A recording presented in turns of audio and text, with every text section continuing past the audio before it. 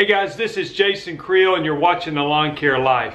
I wanted to talk to you about a recent article I read in Lawn and Landscape magazine, which I highly recommend.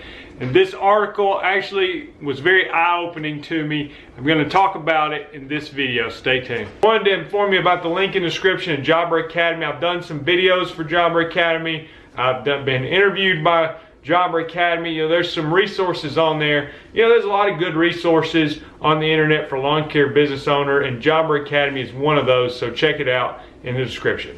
All right, Lawn and Landscape magazine is a great magazine. Go online, sign up for a free subscription. Highly recommend it. This is from the September 2017 issue. If you'll look at the cover, occupational overload. And that's the article I want to talk to you about today, because I think it was very revealing as to what gets to lawn care companies. And I think this is going to be helpful for people who are been in the lawn business for a while, and those who are starting or looking to start, to talk to you about this particular survey they did and the things it reveals. So I'm going to go through the survey and just reveal you the numbers and then give my thoughts on it. And of course, I'd love to hear your thoughts in the comments section. But occupational overload in the lawn care business is a problem. Sometimes we feel the weight of our business. And I think this is one of the huge differences between somebody who works for a company as an employee and a business owner. I'm not saying that employees don't care about their business or whatever, but in general, a business owner is going to care a little more and feel the weight of the company, whether it's going good or bad or whatever. It kind of stays with them. It's hard to shut your business off when you go home from work. Okay, first thing I want to reveal, and they said they surveyed over 500 landscape company owners. And I'm assuming by landscape, they're anybody in the lawn care industry. What they found was that 96% of those surveyed enjoy what they do. I think that's a good thing. I think that's a very telling number as far as our industry. Most people love having a lawn business, and the ones who are in it, they enjoy doing it. I mean, it's not that it's not hard work or there's some burdens to it, but in general, in this survey, 96% enjoy what they do by being in the lawn care industry. 90% of them are proud of their work. Okay, so those are the two positives here we're taking from this survey. Now I want to look at a couple of the negatives. 70% say that the work stress affects them at home. Does your business, again, it's hard to just turn it off when I'm done working at 5 o'clock, I come home, I don't think about it anymore. It's not always that easy. 70% affects them at home, and 62% go another level, saying that worrying about their business affects their sleep at night. All right, another section of the survey that I thought was telling. How stressed are you? I'm on page 48 if you're following along with me. How stressed are you compared to a year ago? Again, over 500 lawn business people surveyed. 19% say they're much more stressed. 36% say more stressed. 30% the same. 12% less. 3% much less. So that's not overwhelming. I mean, I think yes, more or more stressed than less stressed, but it's not a shocking number in that. I want to get to the part of the survey that I thought was the most revealing that I want to comment on. What is your biggest source of stress at work? Okay, so think about that in your own lawn business before I give you the survey answers, and I want to hear from you in the comments. The number one source of stress for your work, according to this survey, 37% said too many tasks and not enough time. Okay, that's your number one answer. Number two, 32% said finding and keeping employees. The third is 19% came in on cash flow. And then you get to the bottom here, 3% say interpersonal issues. That's kind of broad, I'm not exactly sure what that even means.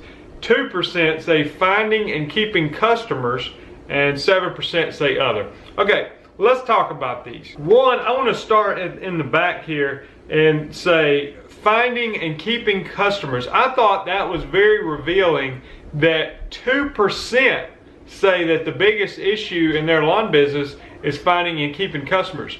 I think that is actually good news for those who are looking to start a lawn care business, because you know, you would think that a lot of times when you're starting, it's the fear of the unknown and you don't know how to get customers, or it just seems intimidating. What you're going to find is that people who've been in the business a while, that's actually not their biggest concern. You know, that whether the phone's going to ring this next year, or am I going to have enough work to do. So I think that is a good thing. The industry is growing. There's a lot of work out there. It doesn't mean it's not a legitimate concern for those starting out. It is, you know. And I think for all of us, you know, that are looking to grow, it is a concern of how can I get more customers? How can I be more efficient with my marketing? Be better at my marketing? But at the end of the day, only 2% said that is their biggest stress level, is how to get more customers. Meaning, you know what? A lot of them have plenty of customers coming in. 19% have cash flow issues. Now, again, that may be kind of broad. I don't know if cash flow issues means, maybe that means that they're not getting paid on some jobs they're doing. You know, maybe that's cash flow, is I didn't get paid on some of these jobs. Or if you're taking a very long time to get paid, or maybe it has to do with like winter income. You know, the cash flow is flowing in the summer and it's not flowing in the winter. So cash flow could encompass a number of problems, but you know, 19% is a considerable amount that are having trouble with the cash flow problem. 32%, so almost a third here, have trouble finding and keeping good employees. That's their number one problem with stress. I've talked about this in other videos. Some people react to that differently. They just shrink their business down and say, I'm gonna do it all myself. That's one option. You know, there's different ways you can approach that if you're having trouble keeping good employees. I personally, my strategy that I'm wanting to implement in my business is to try to be profitable enough to have a good enough business to where I can pay a little bit more to be able to keep the quality employees. To me, that is the long-term strategy that I think would give you sustained success without having to constantly be retraining new employees. Again, but you can't do that unless you're making a good profit. You know, you can't be barely getting by and pay somebody you know, a little bit more than maybe they would get at another company. So to me, if you not necessarily that you got to start them at a higher wage, but if you get somebody that you know is good and you know you don't want to lose, to me, find a way, if your business is profitable enough, that you're able to keep that person by giving them some creative incentives, ways to earn more money, whatever you need to do, because it's going to really sting if you lose that person. And the number one here is, you know, too many tasks, not enough time. I think that's the weight that most, you know, I would tend to agree with that. I would tend to agree with that in my own business. That is probably my number one problem. I'm trying to fix that. I have a potential solution. I think the solution for that is you got to grow and start delegating to employees, you know, and that's hard to do in the beginning. It's hard to do if, you know, depending on your financial situation. A lot of times you got to do everything yourself until you reach a certain level, and then you can start hiring people. So I'm trying to build my company as fast as I can to where I can then hire people, back off of the labor, begin focusing more on the actual growth of the company. But for a short term there, you know what? You wear all the hats in the company, and that's part of it. It does bring some stress on you personally because it's just hard to do everything within a business as a one-person show, or maybe you're one person, you got 2 or 3 employees, but you still, a lot of it falls on you. You're out there full-time doing the labor and also trying to do everything else that goes on with managing a company. That is a challenge to do. It's not a surprising answer to me that that's the number one. Like I said, I would totally agree with that. So I would like to take away 2 things from this survey. Because that's the number one, I need to think, how can I be different? I mean, is that just the truth that's going to happen to me for the next 20 years, that I'll always have way more than I can do and it's just always going to be stressful? And you know, is there a way that I can sort of set up systems within my business to where it runs? If I needed to be off work tomorrow, would my business still make money? If I needed to be off for a week, would it still make money? You know, is it possible to set it up to where to implement things, to train your employees to be able to do things. Again, these are not easy, but I think that is the vision of what I'm trying to go for. All right, a few more results from the survey. They asked, have you ever seen a professional to deal with your stress? 74% said no, 17% said yes, and 9% said they thought about it. So, you know, that sounds about right to me. And then, have you ever had an anxiety or panic attack? 68% said no, 32% said yes. So whether that's related to their business, whether their business contributed to that to some degree, that does seem like a fairly high rate. I don't know if that's, you know, how that compares to the rest of society. I hope we're not in an industry that, you know, is significantly higher in anxiety and panic attacks, but at least worth mentioning. And then they said, what do you do to relieve stress? Okay, so what do you do to probably just get away from your business a while? Some people, the number one answer, 44% said talk to their family and friends, 37% said exercise, 33% said take a day off or vacation. I definitely recommend that. 25% said alcohol, 17% said turn off my phone, 13% said meditate, 7% said cigarettes, and 26% said other, which included pray, hobbies, medication, read, work harder. I'm not sure that's the best answer.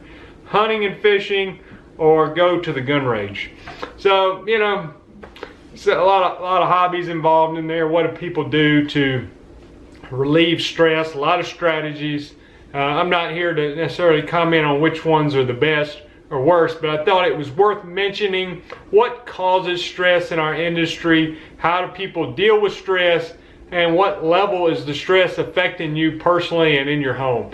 So let me hear from you guys. What do you think about this survey? Where would you put your number one biggest stress factor in this? Do you agree with the things I talked about? Did 96% enjoy what they do? Or do you fall in that category? Or are you in the 4%? Does your work ever keep you up at night? You know, does the stress come home with you sometimes? Is your biggest stressor in your business simply having more than you can do? Now, maybe not in the dead of winter. You might be thinking, I don't have anything to do in the dead of winter, but perhaps in the summer and for most of the year, is that the biggest stress? Or is it, you know, maybe for you starting out, is it just, hey, I don't even know what kind of lawnmower to buy, or I don't know how I'm going to get my first 10 customers. So maybe that's weighing on you. You know, I think it's great news that only 2% are concerned with getting enough customers. That means they're getting enough customers. You know, that's not their biggest level of stress. So, you know, for me this year, I want to get more and more customers. But it's not like I think I'm not going to get any new customers. And it's not like my competitors are not going to get any customers. You know, I think pretty much the majority of us are all going to grow because there's, you know, a lot of customers out there. It's a growing industry, great industry to be in. Hey guys, if you haven't done so, subscribe to the channel. I'm hoping to provide a lot of videos this year on my channel, and it's something I really enjoy doing. Enjoy, for the most part, engaging with you guys in the comments section. It benefits me greatly, and some of you have let me know that it's benefited you as well, so I appreciate that. So subscribe to the channel. Here's some suggested videos for you to check out, and we'll talk to you soon.